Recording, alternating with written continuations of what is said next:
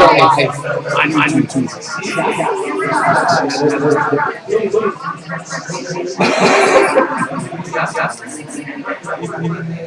So I was thinking probably could do that over a cell phone. So you use up your data plan in one day.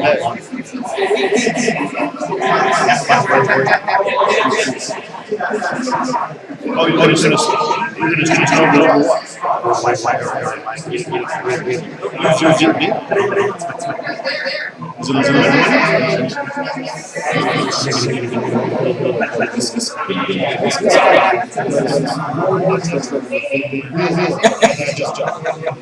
I'm totally consistent. They don't want to talk to you. Oh, okay. It's so effective, though. That's really.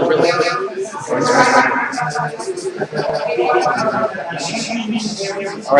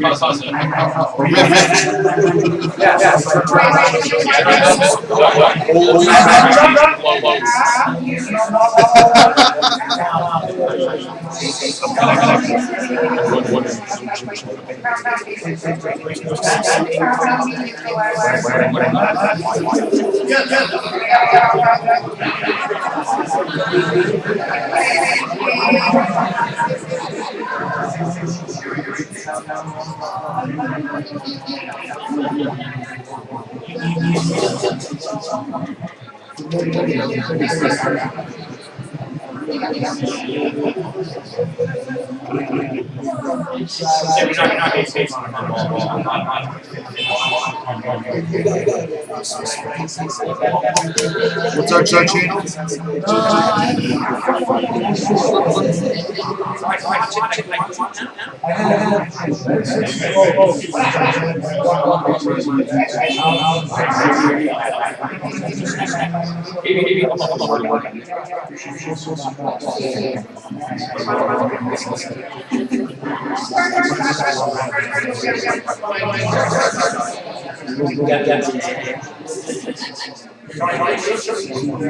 So search Joe. You get lots of stuff. It's in that channel.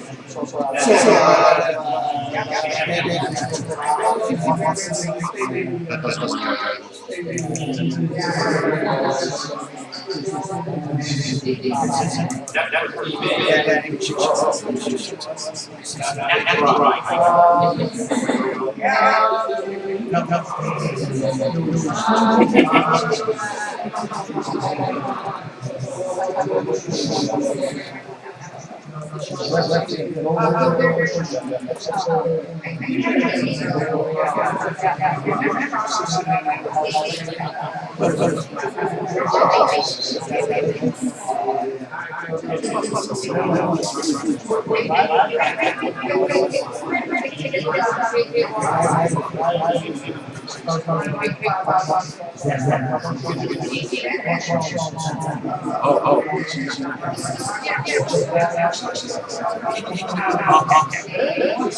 I got my card.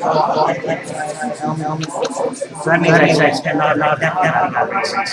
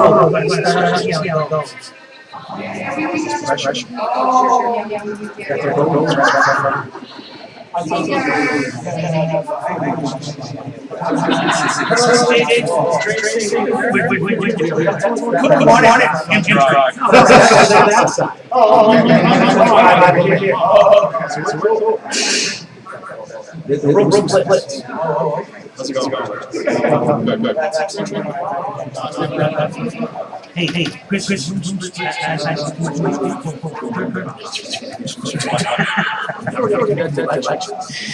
Yeah. Chris, are you gonna do what?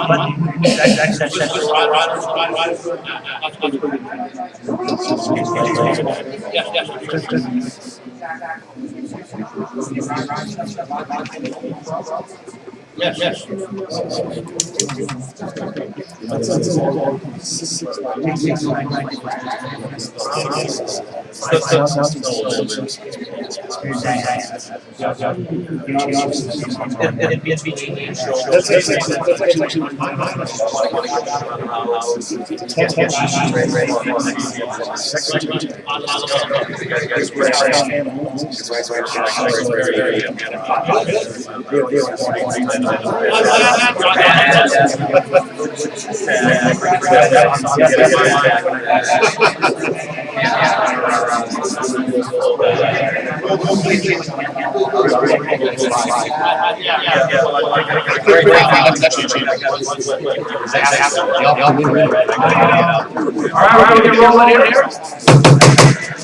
Shut the doors.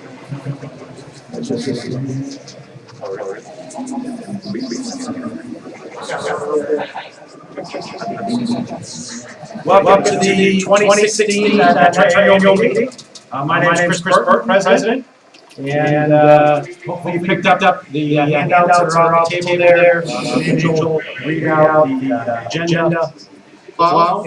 Steve Erickson. Here. I'm here. Bill Haas. Yeah. Carol Hearing. Mike Hearing. Yep. Kevin Howley. Here. Russ McIntyre. Here. Jason Myers. Here. John O'Connor. Mark Placek. Here. John Manchuccio. Recovery. Yeah. Bill Reardon. He's outside in scoring. Jim Sherman. Here. Martha Sherman. Also working. Al Tucker. Here. Ed Ventura. Here. Jim Blaze. He's working. Here, two. So.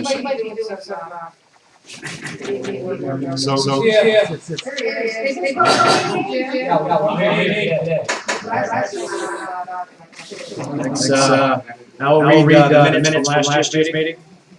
So we had a reading of the minutes, and they were accepted. We had a president's report, which included discussion of financial status of Netra.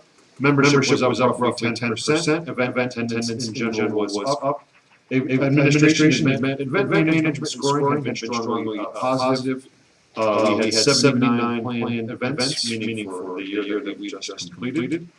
Key actions in 2014 were the revised event fee structure. We launched a website, purchased scoring equipment from ECA, and at that point we chose not to affiliate with the AMA.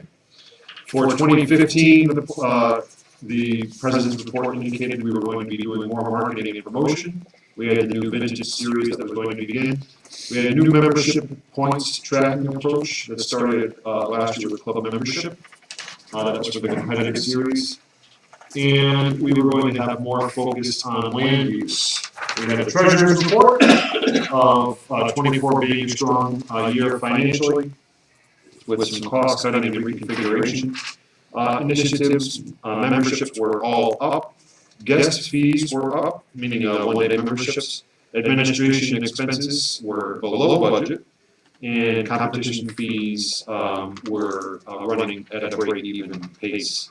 Dues generated were 55,000 more than expenses. Questions about membership regarding IT costs, the new webmaster has helped reduce these costs, and that was moved to approved. Committee reports, we had a competition report from Andy Anthony, who thanked Lynn Anthony and Martha Carroll and others to help make the competition program run smoothly, and also the vice chairs.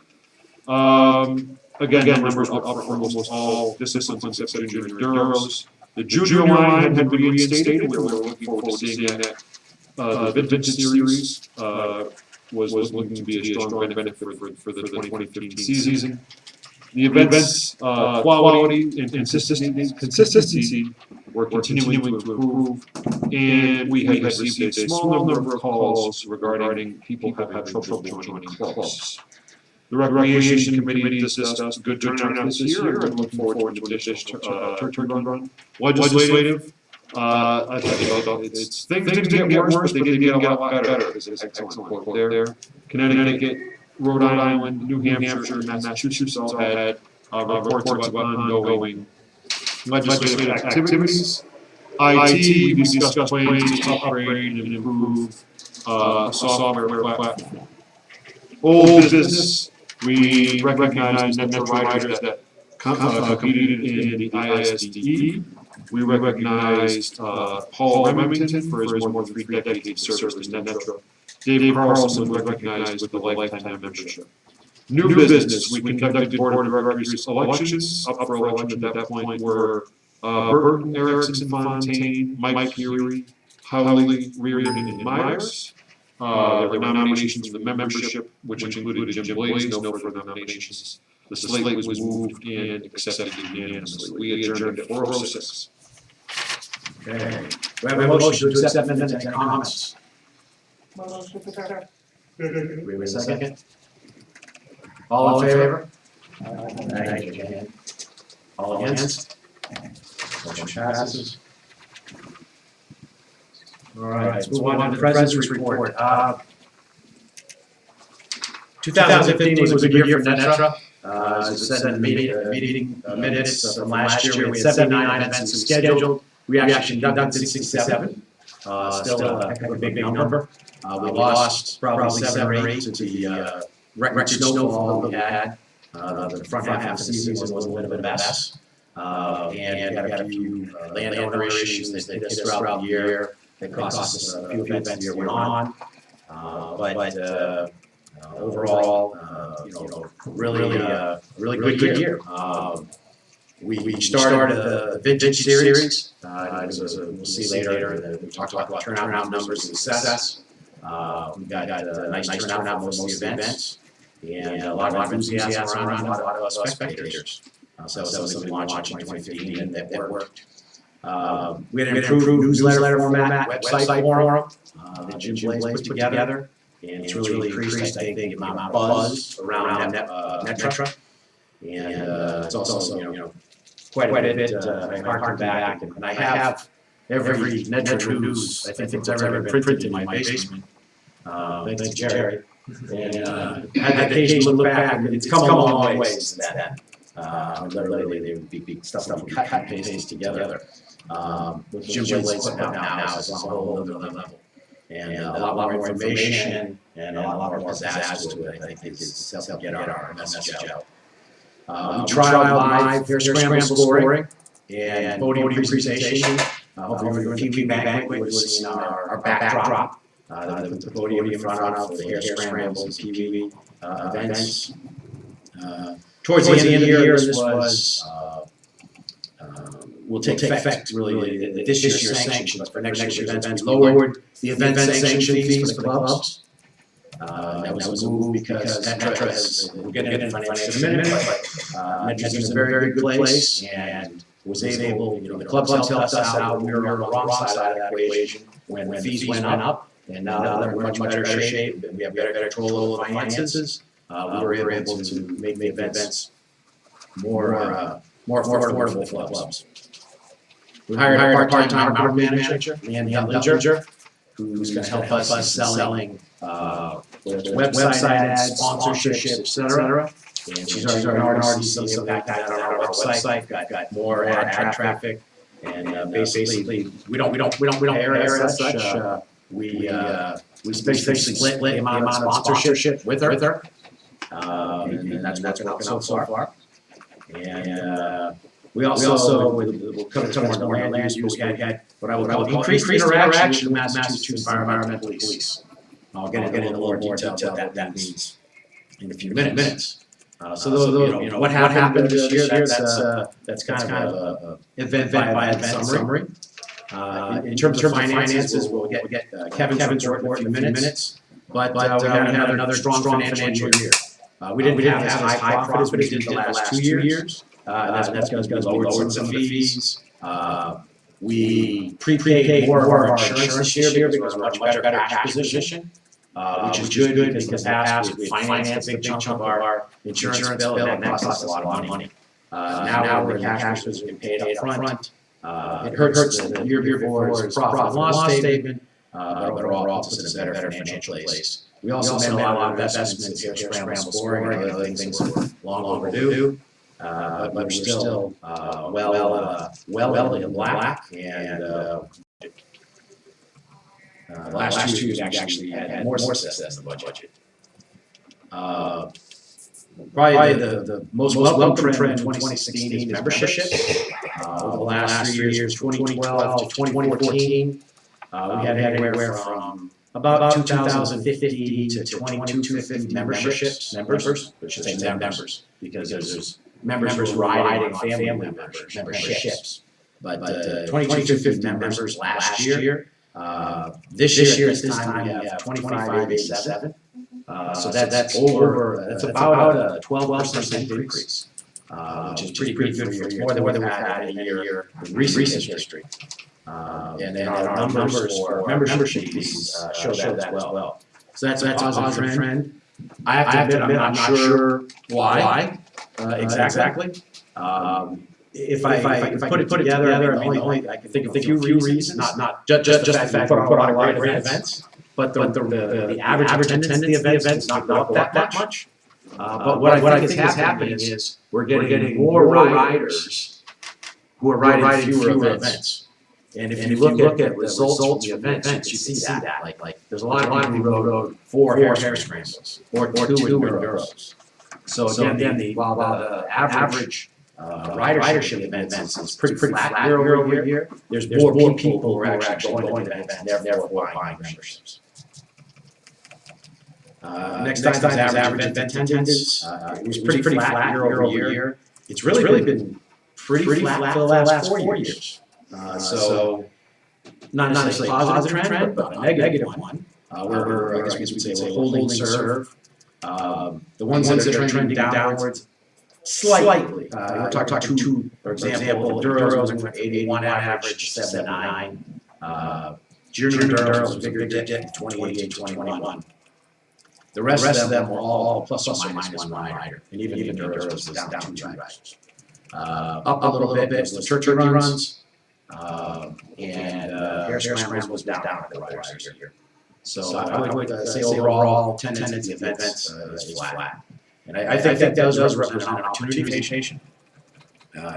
You get more towns that are trying to outlaw HV use.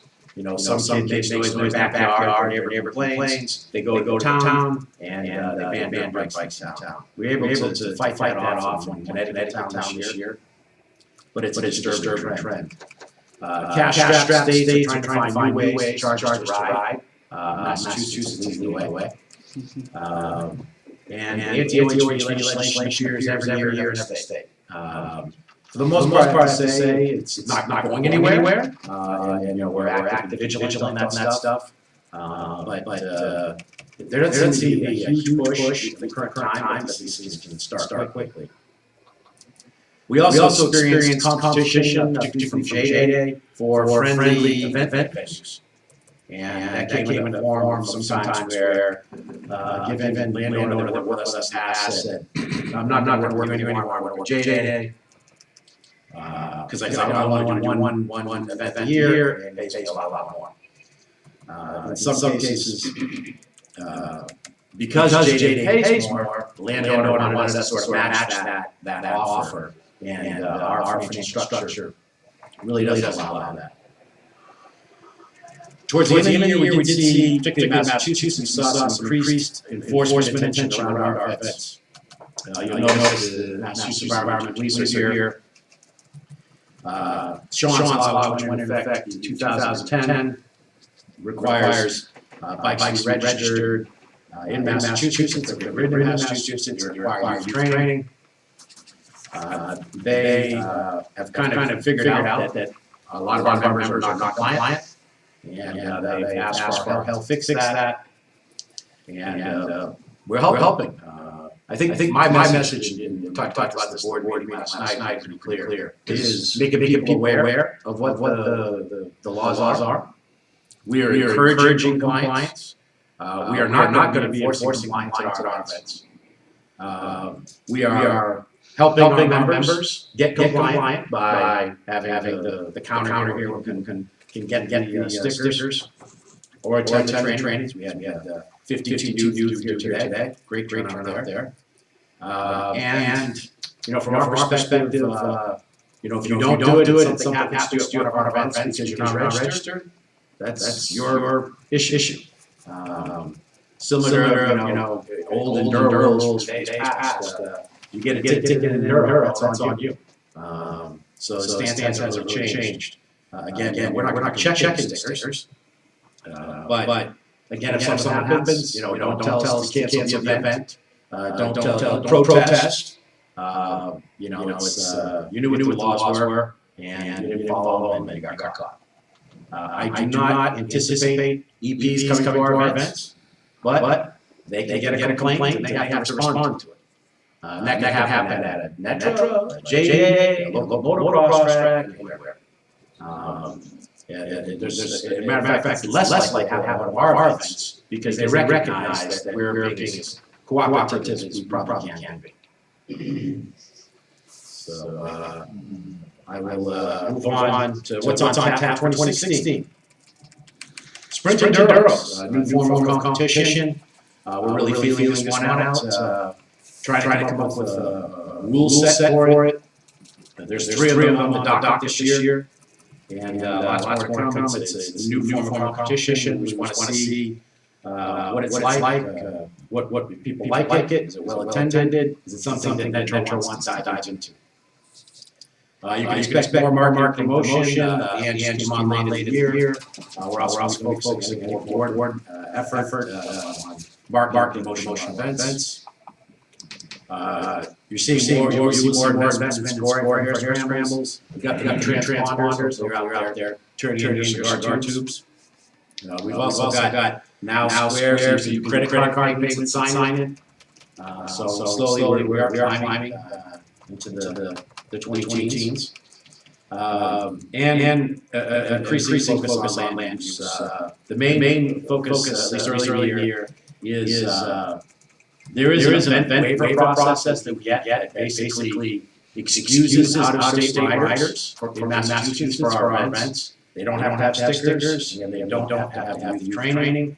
The current process is workable, as it requires us to list every out-of-state rider when we submit our application a month before the event, which post-entry dead. The EPs have said they want to build something that works. Trying to leverage the Gillette Supercross because they got to figure it out before then how they want to work on this because they got a major problem on their hands with the best riders in the world coming to beautiful Roxborough, and no way give Ken Roxon a waiver on his stickers. Want to see them all properly displayed. Yes, right over the top of Rockstar Suzuki. On the cowl. On the cowl. Right.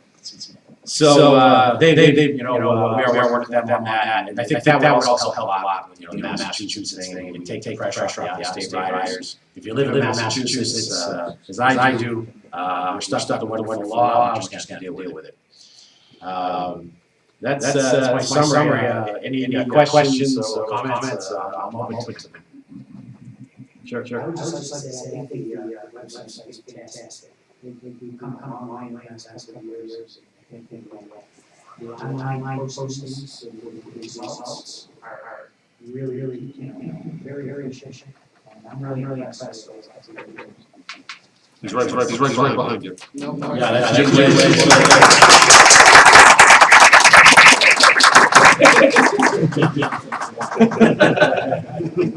I saw that. Other questions, comments?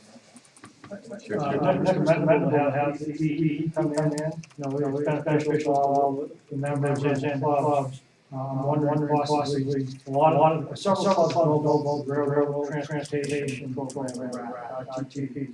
Others are not. Plus, it's federal money can come to a club, buy equipment, maintain trails, et cetera. Possibly in 2017, we bring in someone to give presentation on how clubs can attack that RTP program money.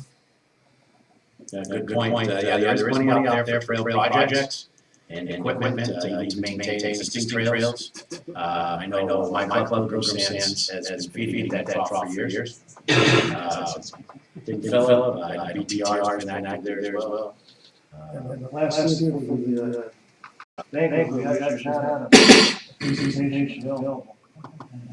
Nobody Actually, the woman who runs the program calls us every year and says, please apply for more money because they can only hand out so much if the non-motorized can only do as much as motorized. They don't have enough motorized applications. A lot of money goes to snowmobiles, and I get more money to us versus snowmobiles. So we'll see what we do there. Other comments, questions? All right. Without further ado, we will now head into the treasure report. All right.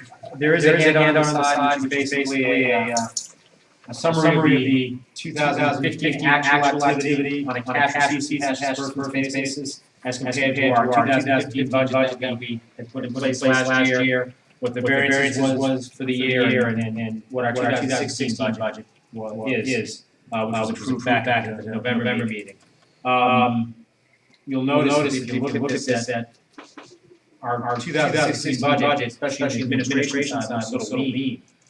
And what happened is we did that budget meeting in early November, I believe.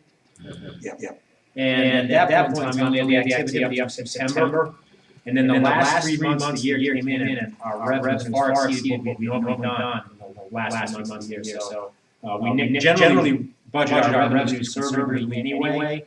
We look for growth, but we don't we're usually not really optimistic.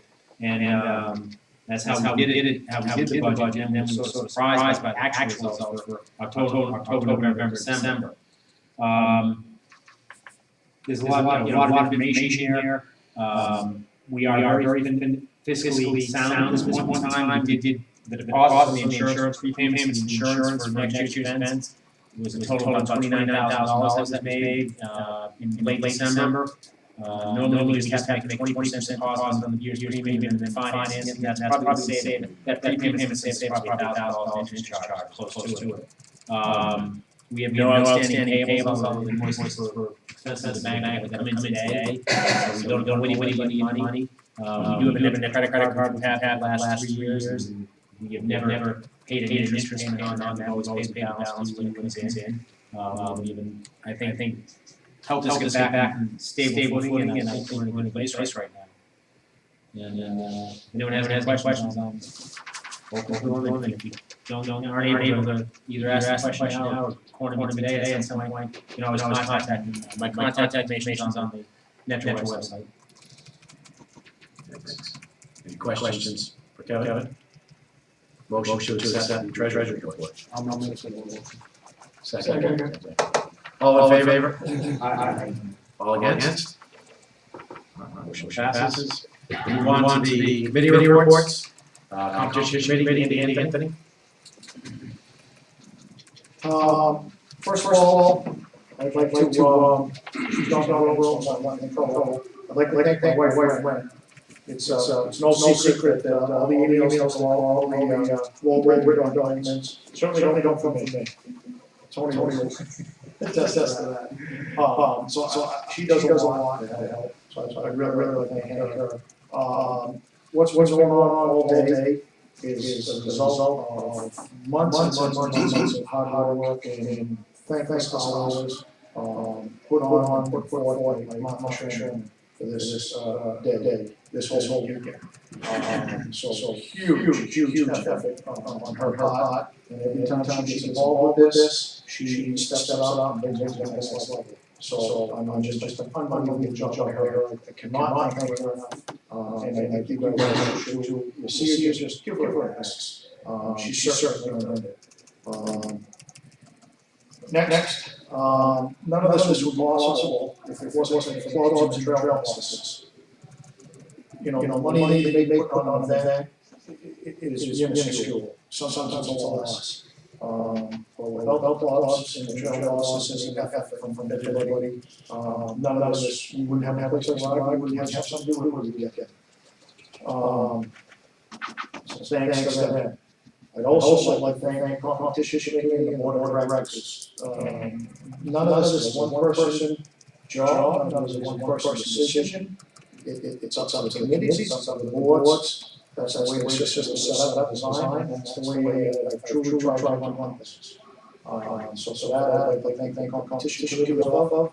And usually the response is really quick, and we're better than 75% response on the committee. So when I first started, I would like to get three responses. So huge turnaround. So I'd like to thank those. Next, I'd like to thank my vice chairs. One vice chair, the other one kind of has to step aside. So we Jim Sentinel and Taylor. In true transparency, we told them then that we will do our best to turn things around and make it just right. And when we can, and if we will see fit, we will try to get back. And that's what we did. So in true transparency, we can afford the lowest section fee back to where they were 5 or 6 years ago. That's what we've done. So I'd like to thank all the clubs and trail officers for their understanding and patience.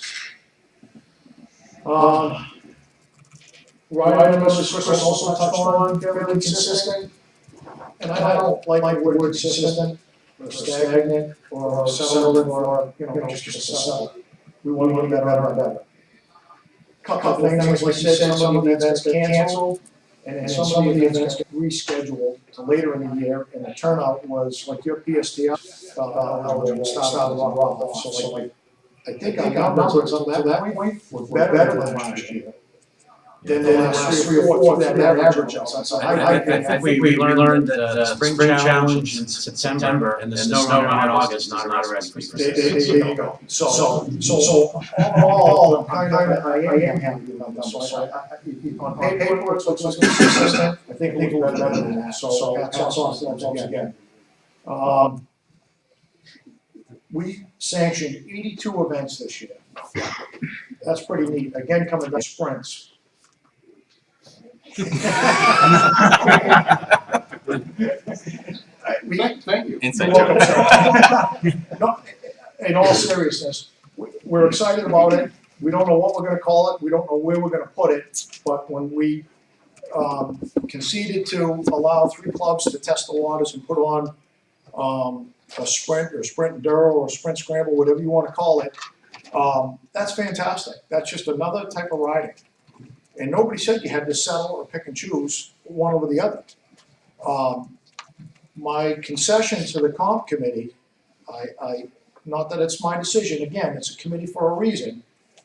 But my concern was, and I will stand by it, I do not, and I've been very vocal about this, and I will continue to, I want and I will do the best I can to protect the Enduro Series.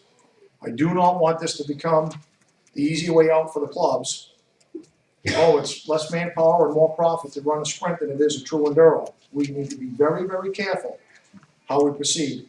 And that's a whole conversation for a whole nother day, but I just wanted to reiterate the fact that that was, for lack of a better term, and I'm not trying to put anybody down or badmouth anybody, but the scoring, the software, the exposure, done a fantastic job, and that's due to Jim Blaze, Bill Reardon, our scoring team, Amanda.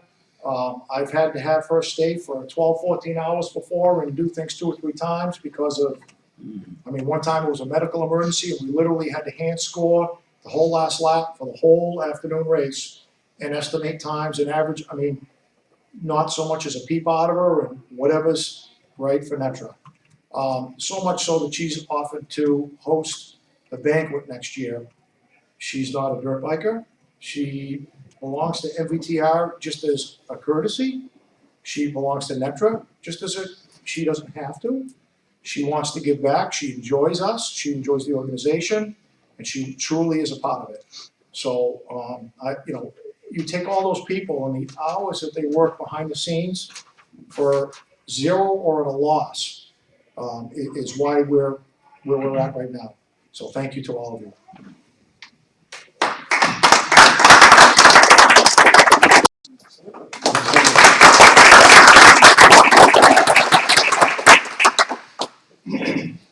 All right.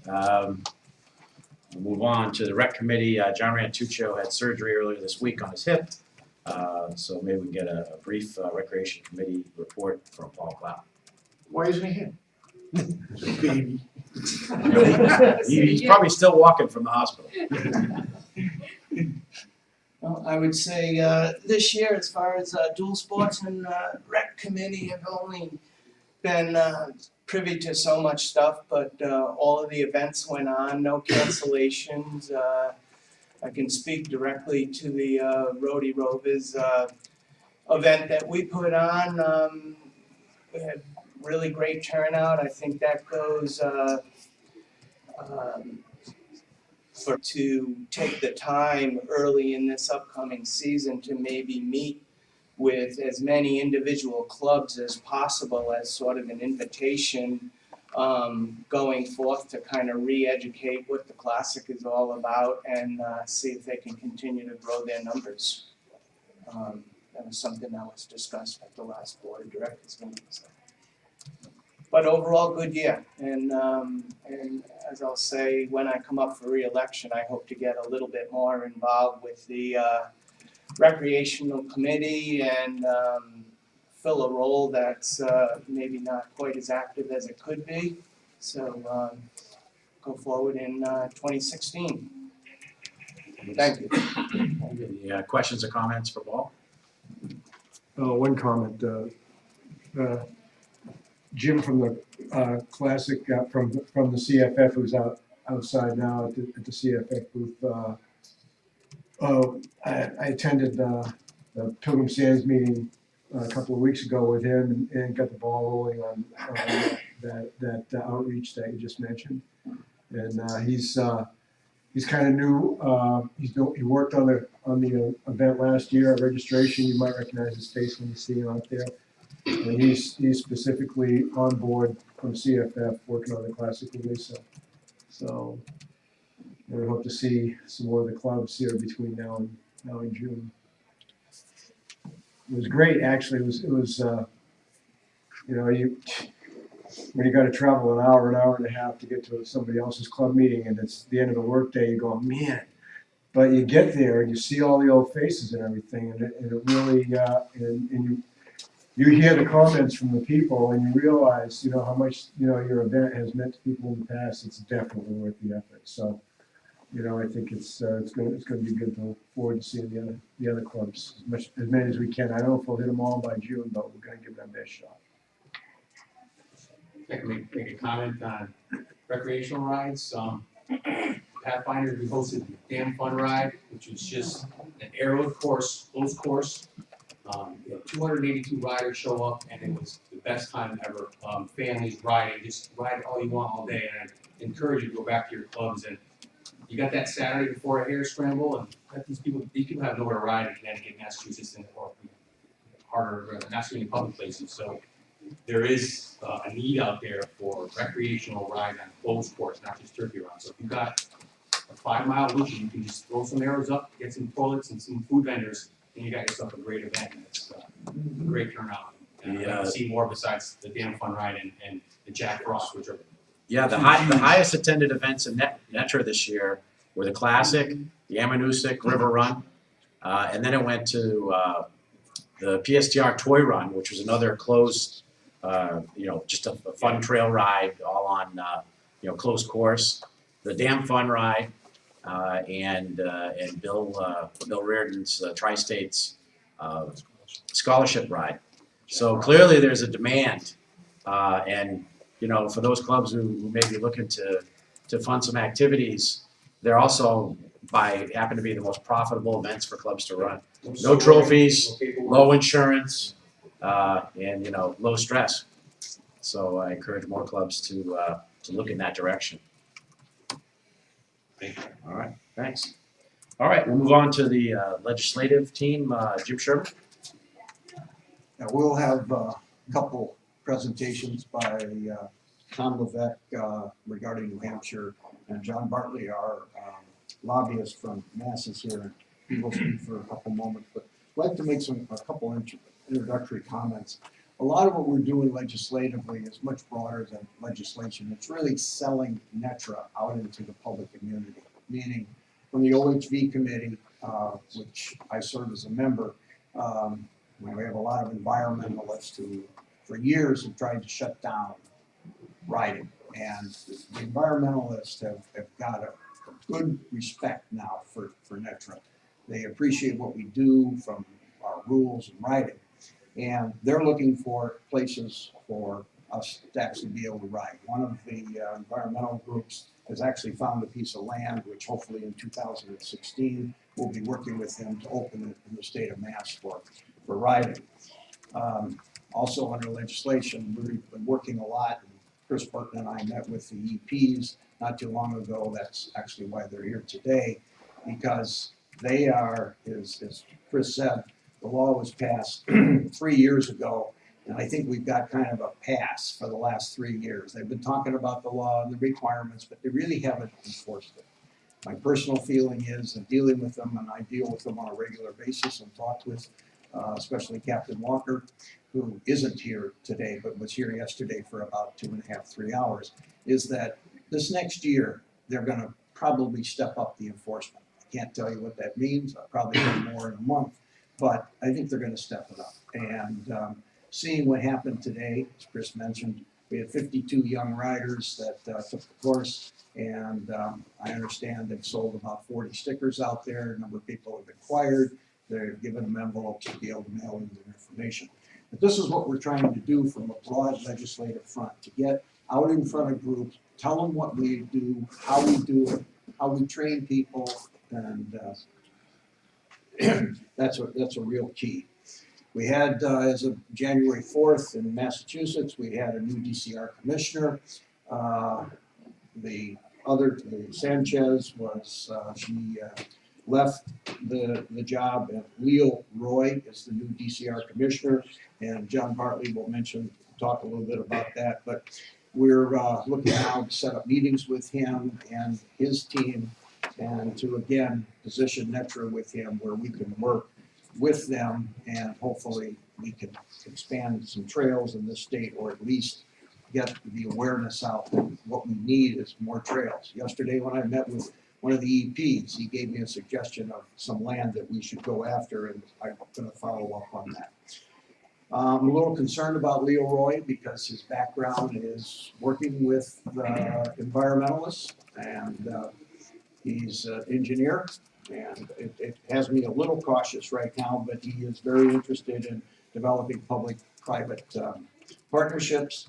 and looking, as he said, looking forward in 2016 to explore such opportunities. So anyhow, that's one of the initiatives that we have as far as the state of Mass. The OHV committee, which is the Off-Road Highway Committee, we're gonna do a posting on the website, on this, it is a group that really is, reviews what's going on in the state as far as off-road riding is concerned, what's going on in the state forest. We review proposed regs, and we look at, the EPs are members of it, DCR is members of it, ATV clubs, off-road, DCR, our people are members. And a portion of the funds, which when you pay your sticker, 25% of those funds go into a special fund, which is allocated by the OHV committee. And those funds can be used for acquisition of land, and they can also be used for enforcement, which a portion of them is being used for enforcement. Sorry. Yeah, anyhow, there are 2 openings on the OHV committee, and we're looking for some new members. And we're also looking to find some new state lands. Maybe I don't wanna give this to Glenn sooner. So anyhow, no, I'm done, and I'd like to turn it over to John Bartley, who's our Massachusetts. Massachusetts lobbyist. Yeah, thank you, Jim. I just like to follow up, but so 2015 began a new legislative session. About 7,000 bills that were filed, and following up with the president, it stated that Massachusetts in 2015 was consistent that there really were no legislative items that were a direct threat to NETRA. We saw those in 2010, but in 2015 we didn't see those. I identified about 16 bills of interest to NETRA. You know, those fell in the area of safety, helmet choice, in noise, but nothing of interest. We're following it. I'm attending the hearing, but there's no direct threats. 2015 also saw the first year of the new governor of Massachusetts, Governor Charlie Baker, and with that, a new executive team. And so our challenge has been in 2015 to develop those relationships. Jim had mentioned that we reached out immediately to DCR. We had a meeting with the Commissioner Sanchez's senior staff. I think that we forged a beginning of a relationship. She didn't last that long. We have a new commissioner, as Jim had mentioned, who also reached out there. I feel positive with the Baker administration. Patrick administration, I had a lot of problems with. They were aligned with many of the environmentalists. They didn't like us, and they made that abundantly clear. I think under Baker administration, you have they're much more friendly, open, pragmatic, and I think that we have that opportunity. So the challenge in 2016 is really to develop stronger relationships. That's with the Secretary of Environmental Affairs, Matt Beaton, former state representative. We're going to meet with him. The outreach that NETRA has done with the environmental police, I think that's critically important. And I'll end by saying there's a challenge to NETRA members. I worked very hard, to change the law for this OHV advisory committee. I was able to get language specifically designating a seat for NETRA. That's vacant. And so there were 2 vacancies on that OHV advisory committee. And so the tree huggers are there, the landowners are there, the environmentalists are all there. That committee regulates your sport, and not having those 2 vacancies, I think sends a message that can be misconstrued. It could say, hey, we don't care about it. Do what you want to. And so I really have to. I'm sorry, can you clarify, because last night we talked about 1 vacancy, are there No, 2? there are 2, yes, Tony, there were 2 vacancies. The 2 vacancies are representatives of OHV users. One is a specific Netra slot, and another one is an OHV. So that could be someone with you know, 4 wheels or off-highway motorcycle. So I just beseech you to really, they meet 4 times a year. They meet they meet in the afternoon, and that's what we, you know, that's what we have to do. So, we had this discussion last evening, and I know that Netra's gonna put it up on the website. So hopefully we'll be able to reach, you know, 2 or 3 people who say, yeah, hey, I'll do it. You know, I can make one afternoon, 4 times a year, and represent Netra and represent the OHV committee. That's So, mass citizens only, correct? yeah, I'm sorry, you have to be a mass resident. I apologize, sir. Thank you. Yep. And so hopefully, we have to spread the word. The next meeting is February 3rd. So I'd love to have, those 2 people vetted and on board by then. I know it's a challenge, but if we don't do it, it's, you know, there's a phrase that I use, if you're not at the table, you're on the menu. And so right now, we're not at the table. So I close with that. For Netra. Just because of the sequence of how we got elected, Jim actually does not occupy the Netra slot. That was Steve Gardner in the past, before he resigned that position. And so right now we have the Netra allocated slot and then the general OHV slot. Does the Netra member still have to be a Massachusetts resident? Or Yes. Yes, You yes, have to be a Mass resident. yes. I can adopt you, you can come to my, you know, I've done worse. Okay, thank you. Thank you, John. Thank you. I want to make just a quick comment about Connecticut. Connecticut, the legislative session has started. They're in the process of filing bills right now, and it's fairly quiet right now. We've had a couple emails go back and forth, but there's no activity yet. We expect that there could be some. Do you want to make a comment? I do have a commitment from my state representative to introduce something to try to compel the EEP to follow the law that was passed 30 years ago. She's again going to try to introduce that. And what would happen is I kind of need people, if you're watching the Netra Forum or reading the Netra News, there'll be something in there saying that the bill is going to committee or something like that. We might need you to email your representatives and ask them to either co-sponsor it or to support it if they're in the committee, things like that. We need to get out of the committee. The last time it went there, they wouldn't bring it out of committee. So if we could get more people to just be a little more, just give that little bit and send an email to your representative and ask them to support it and let them know what's going on. I'll probably be putting something in the newsletter and on the forum. And then just as an aside, I think every club should have a person that's like the legislative officer, or as I like to call them, the legislative pest, where you just kind of email the club and say, you know, please get involved. I do it sometimes for my club, and I'll even include the link that they can find out who their representative is just by typing in their zip code and things like that. And you know, we just need to have a couple people be proactive and be there. It's kind of like we got 4 or 5 people out of all of Netra that are beating the bushes, and then everybody else is just coasting along. And you know, if we had 1,000 people that actually just send an email, it'd be much better than having 20 people sending 50 emails each. You know, so I just wanted to push that home. But it is like Jim said, early in the session, we might still have some other bills coming. There's always one guy that seems to put up a bill. So, but it just opened on Monday, so there hasn't been much happening. Right, thank you. Tom, do you want to spend a few minutes and talk about what's going on in New Hampshire? My name's Tom Levesque. I'm Vice President of New Hampshire Off-Highway Vehicle Association, which is made up of 14 ATV clubs and 2 trail bike clubs. Trail bike clubs are Merrimack Valley Trail Riders and the Seacoast Trail Riders. There's been registered in the state of New Hampshire. There's 24,500 ATVs and 4,000 trail bikes.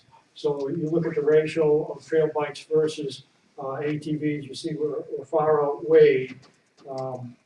But we can't not be part of that group, because if it's all ATV members and clubs, trail bike guys are gonna get forgotten. So we have to be part of them and in the forefront, which is what we're trying to do.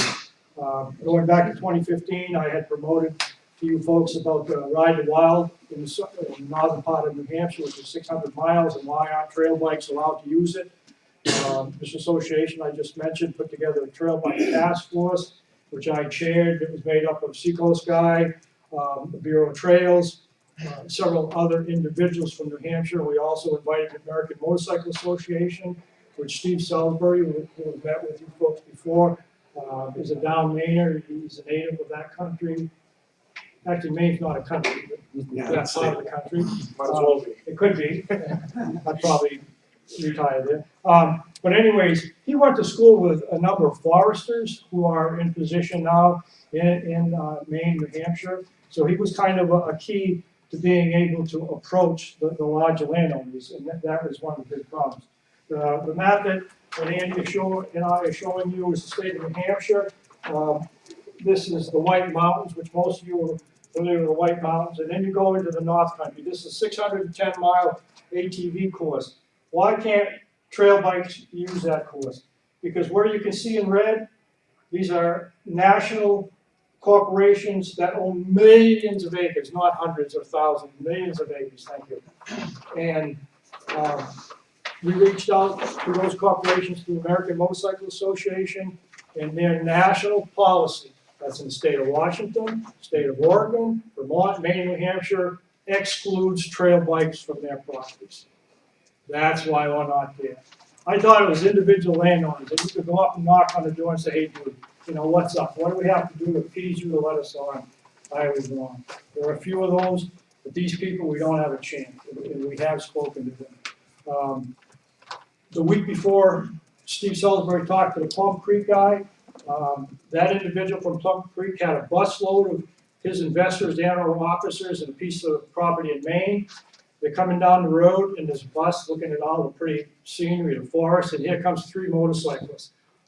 Side up, you know, they're broadside around a turn coming to this bus. We're approaching these guys trying to get permission.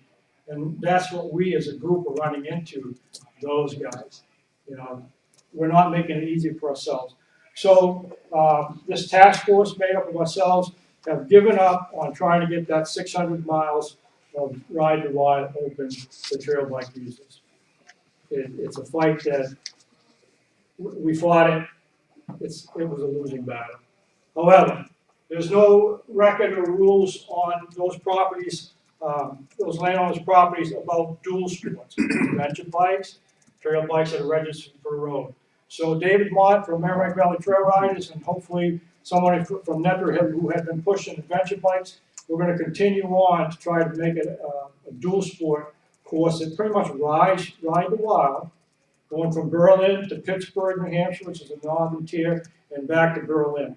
So we're going to continue on with pushing adventure bikes in that area. The Jericho State Park property in the town of Berlin has an ATV riding area. They're very well known, and we've been authorized to put in single track for trail bikes. Merrimack Valley Trail Riders tried to do it. They were not successful because they are also responsible for Hopkinton Everett riding area in southern New Hampshire. Last year, they expended 1,800 man-hours, that's no bullshit, 1,800 man-hours in maintaining Hop Ave for general use. It's 4 hours from the Concord area to Berlin. We're using up our people for Hopkins Everett. We're using MVTR money to maintain Hop Ave. There was nothing left over to drive 4 hours to start developing trails in the North Country. We've reached out to the North Country ATV trails and single trail bike riders, and up to this point, we got nobody that's willing to go into that property, adopt it, and develop trails. But we will continue to look, and through this association, we'll push the Bureau of Trails to develop some single track in there with state employees. That's an uphill battle too. So that's why we have given up on what I promoted to you last year. This association I mentioned, we meet quarterly as a board of directors, very similar to you guys do. But at each one of these quarterly meetings, Fish and Game, law enforcement is part of that meeting. The Bureau of Trails is part of that meeting. So right in the beginning, if there's something that seems to be festering or comes to the table, we try to address it ahead of time. And for our lobbyists here, the group that we're working with is Rath, Young, and Piccadilly. I think that's right. So for 2016, we're going to continue on with what's called a club incentive program. I explained to you last year what this was is if you belong to a club that belongs to the association, very similar to the Snowmobile Association, you pay $30 less than the posted registration of the machine. Last year, we were able to get it put into a study committee, and we have given testimony this past fall, and the study committee has given it to approval to continue on in the legislation. So it's now a bill. So that's where we're headed. That's where the emphasis of our time and efforts are, is try to get this club incentive program. Of those 24,000 ATVs that I mentioned to you earlier, only 2,000 or a little less belong to a club. The trail bike guys, there's 4,300 registered trail bikes in the state of New Hampshire. Only 280 of those guys belong to MVTR, the Seacoast. So with this bill, one of the two things is going to happen.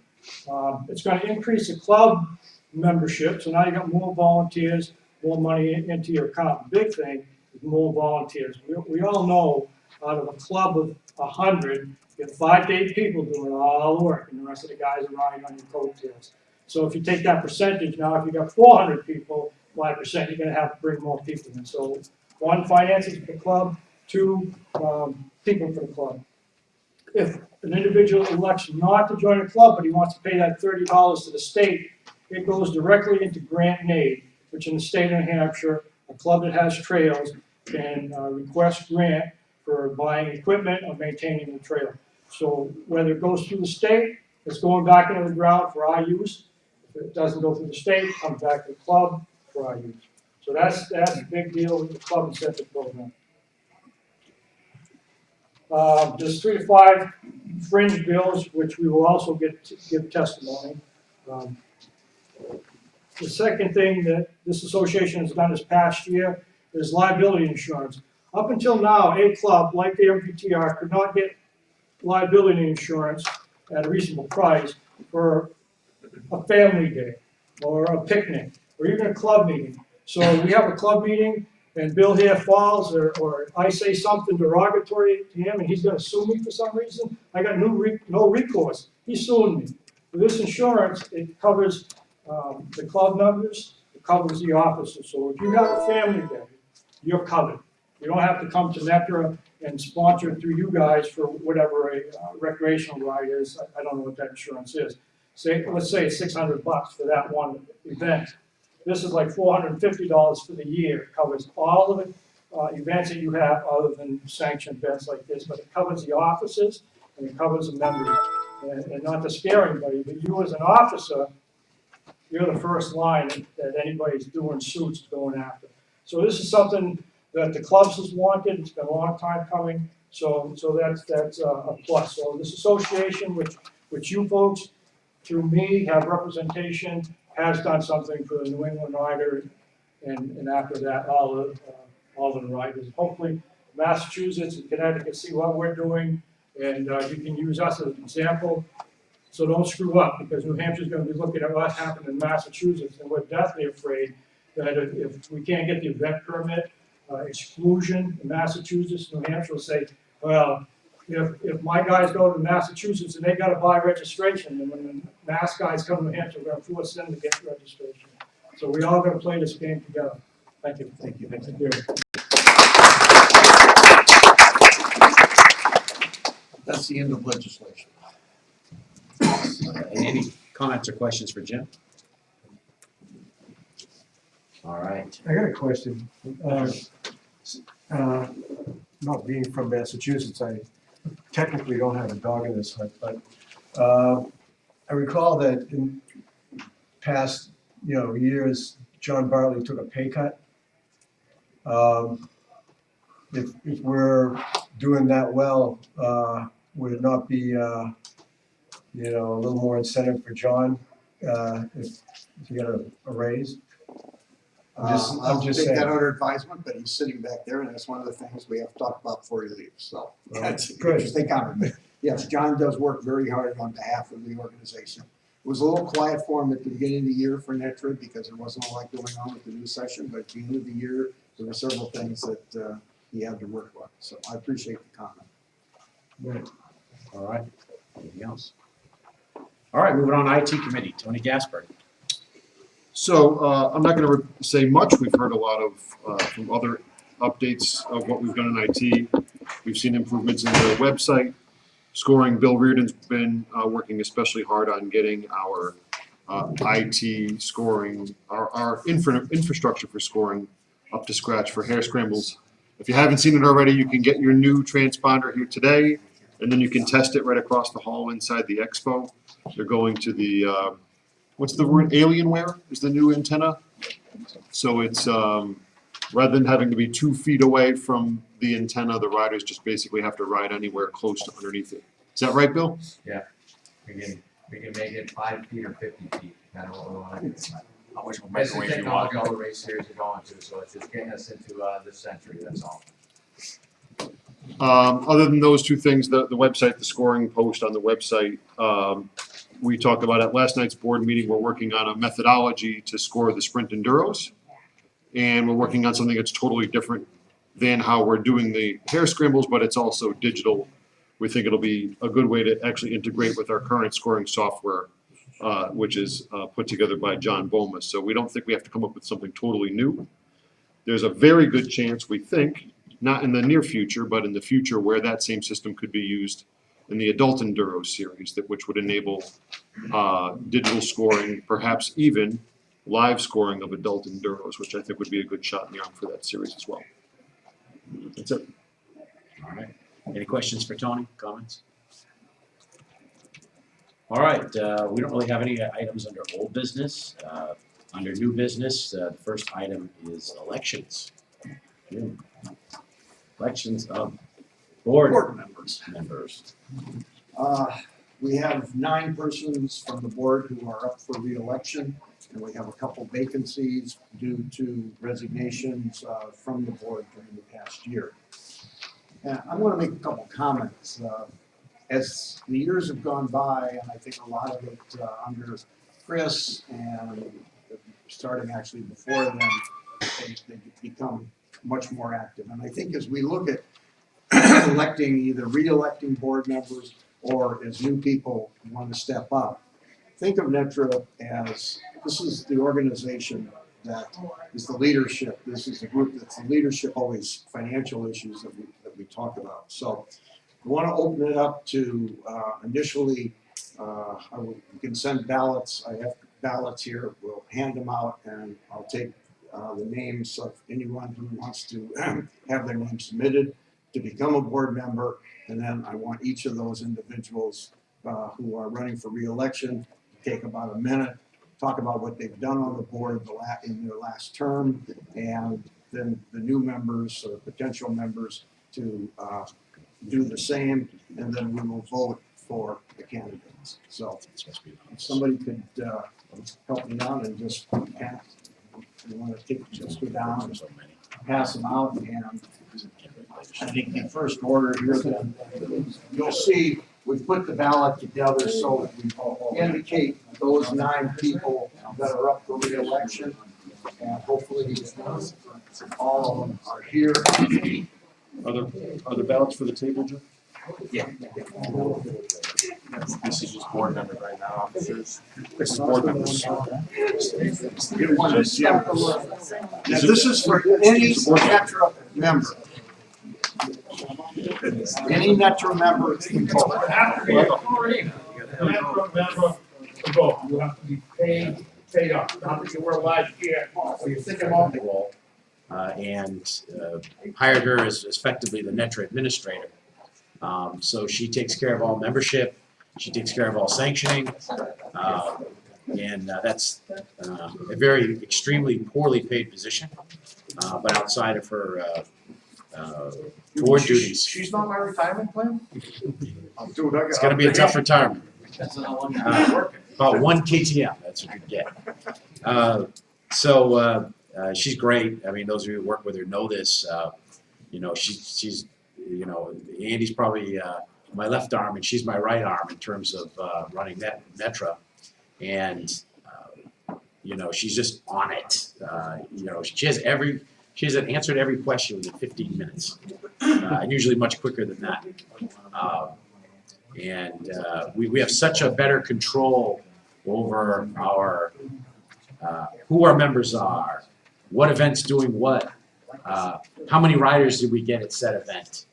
She always knows those answers, and we never knew them before.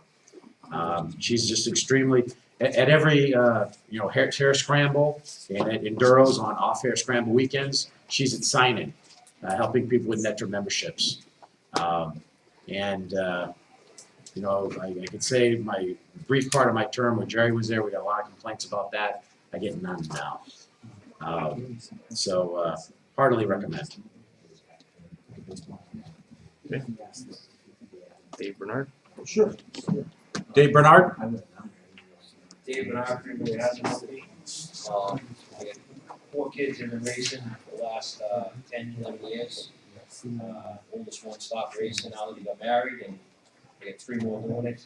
I'm on the comp committee. I've been on the board for the last 3 years. I'm a member of the Tri-State Trail Riders out of Oxford, Mass. I've been a trail boss, I don't know, probably for the last 5, 6 years, been a trail boss at some event or something. I'm trail boss, co-trail boss, and we're running the sponsorship, the scholarship fund run next year. I've been on Riders Reps, and hopefully I have something to contribute to the organization. Appreciate the vote. Where'd you get the T-shirt? My bike. I think that meant for me to buy another bike. One more bike, right. I promise. That's the biggest cross. So when she bought me this, I think that means she wanted me to get another bike.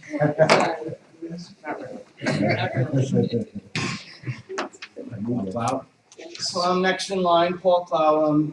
Couple quick notes. Netra member for 20 years. I've been a board member for 2.5 terms. The half term, because I was appointed by Bill. I think I have brought to the board sometimes some contrarian opinions and some discussions. So that's a little something I'll contribute to the board going forward.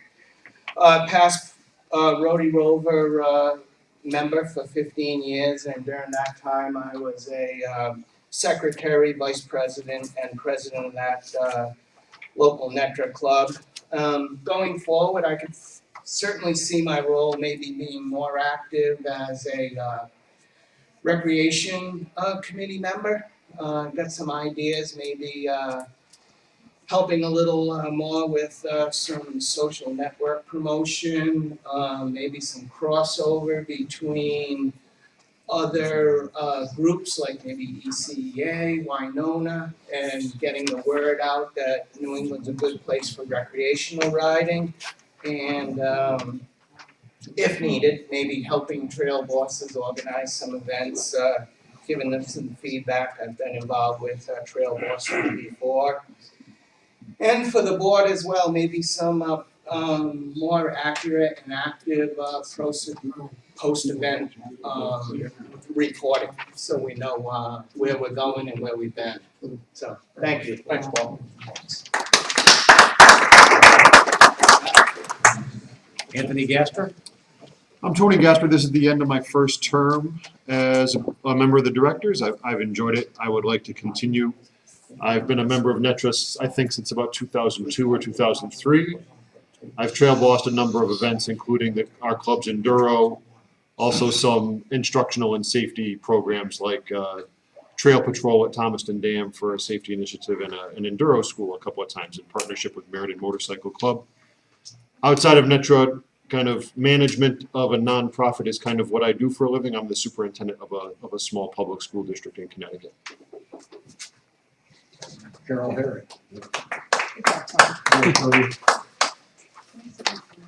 Carol. Live. Carol Leary, No, you have to stand. You owe her a hug when you're done. There, you just won. You're in. It's okay, Kevin, because you're not taller than her. Carol Leary, I believe I've been a board member 11 years now, through appointment. I am also club president for Nutmeg's Nutmeg Scramblers, for the past 5-6 years.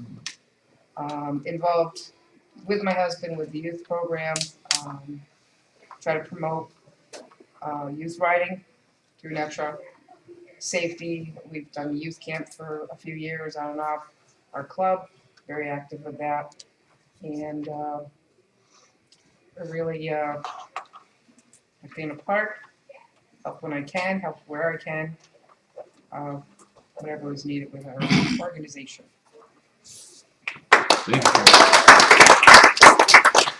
Mark Placek. Mark Placek, resident of Western Mass, I live in the town of Granville.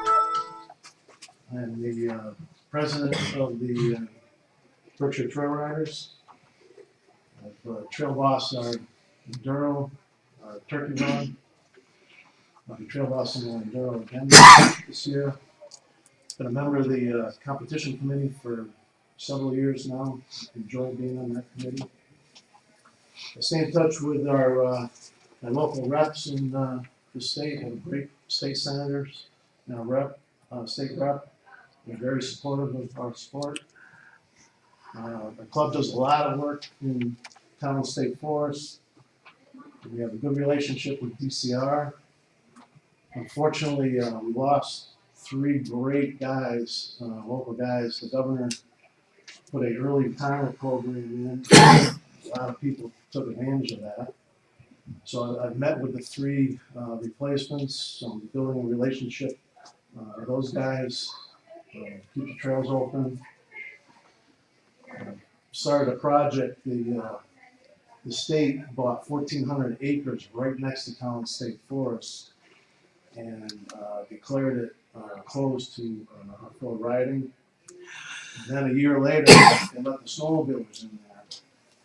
So I've reapproached that project and hopefully be able to get trails opened up in there again so we can use it for our events and for riding.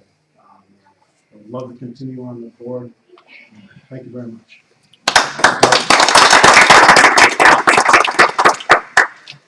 I'm up for re-election. I've been very active with Netra over the last dozen years or so. It might have been longer than that.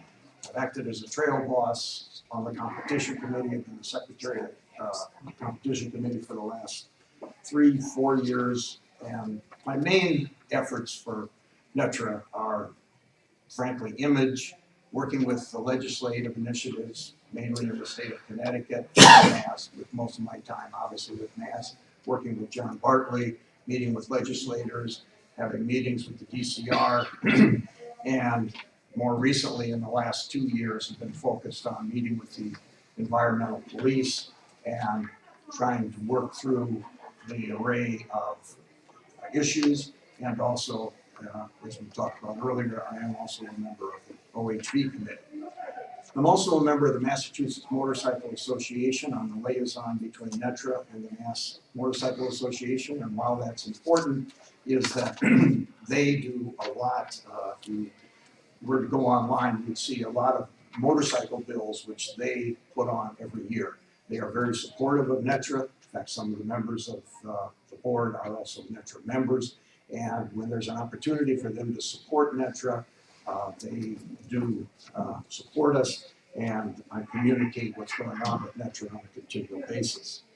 And I handle certain administrative items, I handle the insurance and things like that. So I'd like to continue in these roles and be elected to the board and hopefully expand some of the legislative initiatives over this, would hope to be my next term, meeting with some of the clubs and see if we can get more into grassroots interest to work in the legislative area by especially clubs in Massachusetts and Connecticut. Thanks.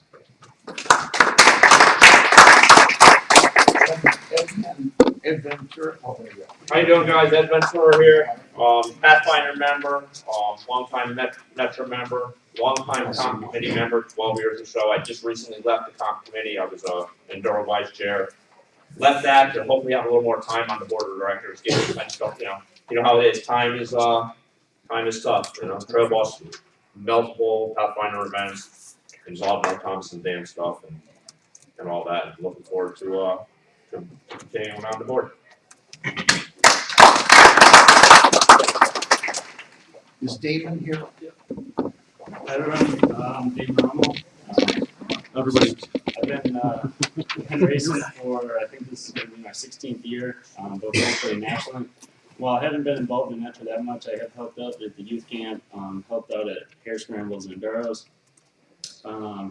I'd like to get more involved, and I think this is my way to do it. I think my education can help. I have a bachelor's in natural resources, and I'm currently working on my law degree, so I'd like to help the sport out now and hopefully in the future. So I'd like to be part of the board. So,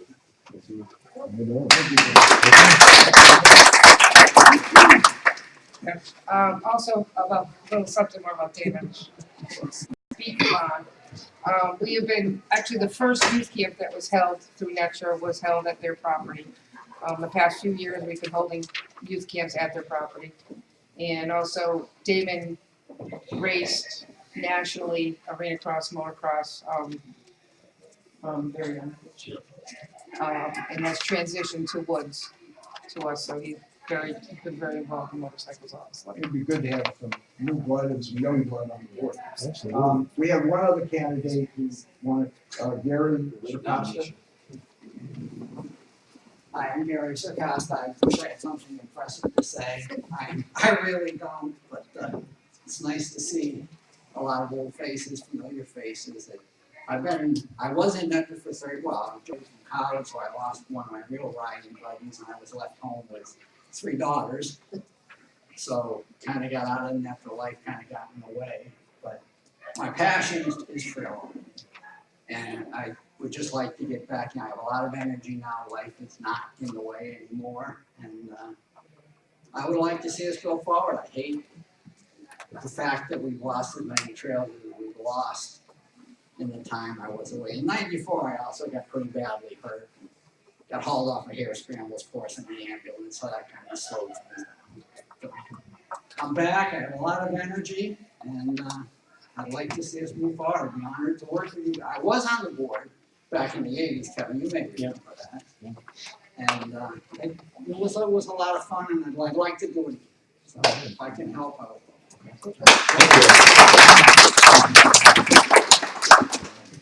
All right. How do you spell your name? Right there. Say it on the board. Shakosta.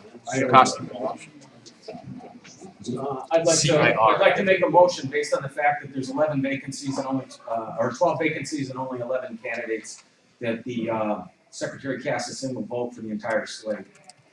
I would like to ask something else before we. Well, we don't have to second. We need a second it or discussion. Yeah, we need a second, Second motion. then we get discussion. All right, I'll second that. all right, we have an issue, is that we do have 12 vacancies, but we cannot fill all the vacancies with 3-year terms. So I would make the recommendation that we actually do cast a ballot, and so those that have the highest number of votes, we would take as the first for the 3 years, and that those candidates who have lesser votes would get a one-year term, because at this point in time, we only have 5 expiring in 2017, and we cannot have the board being lopsided. I would suggest that it is not fair just to take the new candidates and say, we're giving them a 1-year term. I think that we should, as a membership, vote and take the highest votes for those for 3 years. So that would be my suggestion. I withdraw the motion. You withdraw the motion? All right. So, Withdraw my second. all right, you withdraw your second. Could I make a motion that we do vote? You have the list of candidates. I would appreciate you would add these 2 names and vote for people who you think can serve NETRA. You can vote for all of them if that's what you would want, but you can only, if you want to vote for 2, that's all right. Because I think that's the way we establish what the membership wants for the most active board members. Do you agree with that? Yeah. So is it my understanding that everybody's gonna receive a position? Yeah, they are. Right, your question is length of term. Because we're replacing several resigned board members. So you, yeah.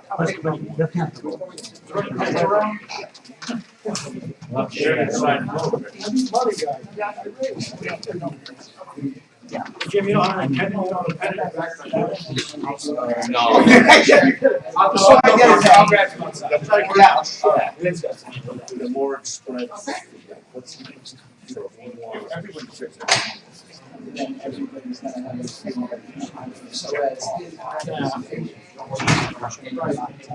Someone might have.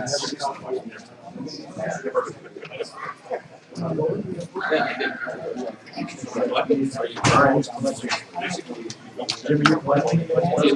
Vice President, bring up the elections. Yeah, Vice President. You don't even have to.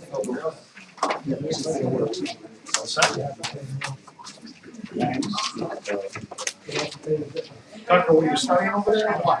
No, I wrote your name down 3 times. Because you're a big ass. Spelled it wrong off. As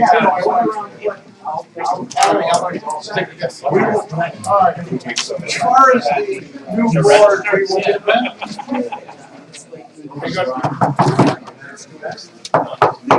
we'll tally the votes and then we will post the results, as soon as they're tallied.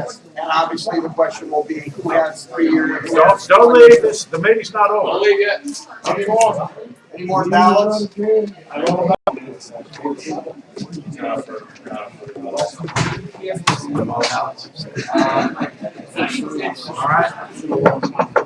All right, the last item of, get your attention here. Last item of new business is, as I previously notified the board, I will not be seeking re-election to the presidency next year. So the officer, basically my work responsibilities have increased, more travel than ever, and I can't really fulfill what I view as the demands of the position the way I wanted to do it. I do want to thank everybody. It's been a great 3 years. We've gotten a lot done. I will continue to be very involved in NETRA, stay on the board. I still got 2 years left on my term, and we'll continue to stay involved in a lot of the activities that I am today, just not as president. It's been a great honor to sit atop the organization. I want to thank all the board members who supported me, and Andy running the comp committee. We've had many, many long conversations over the last 3 years. I expect them to continue, by the way. And I look forward to, we'll elect the new set of officers at the March board meeting. But I just wanted to say goodbye and thanks. Thank you.